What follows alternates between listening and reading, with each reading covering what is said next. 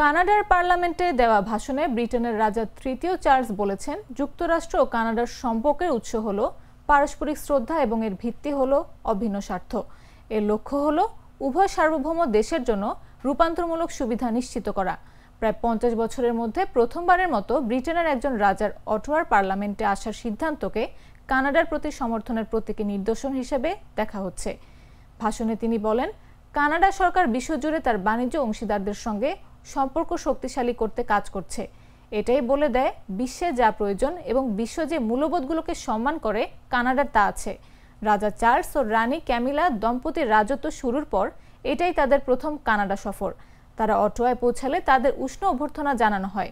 এর পরপরই দেশটির রাষ্ট্রপ্রধান ও সম্প্রতি ট্রাম্প বিরোধী জনমতের জোয়ারে নির্বাচিত প্রধানমন্ত্রী মার্ক কার্নির সঙ্গে বৈঠক করেন রাজা চার্লস।